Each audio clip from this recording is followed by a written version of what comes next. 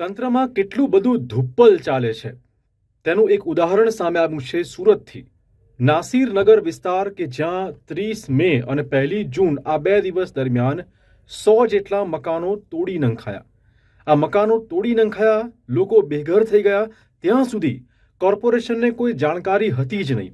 Corporation કહેતું રહ્યું કે અમે તો કોઈ ઓર્ડર આપ્યા નથી, કોઈ નોટિસો ફટકારી નથી.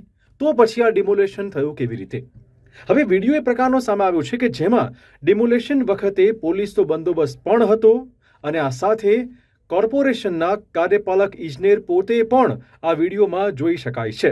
અને છતાં પણ હજુ આ વાંક કોના પાપે આ 100 ઘર એ તોડી નંખાયા તેની કોઈ જાણકારી કોઈના પાસે નથી. હવે સવાલ એ વાતનો છે કે તપાસ તો ચાલી રહી છે, એકબીજા પર દોષારોપણ થઈ રહ્યું છે, પરંતુ ચોમાસું માથે છે ત્યારે આજે બેઘર થયેલા પરિવારો છે તેના માટે વૈકલ્પિક વ્યવસ્થા કોણ કરશે અને ક્યારે કરશે, આ એક સૌથી મોટો સવાલ છે.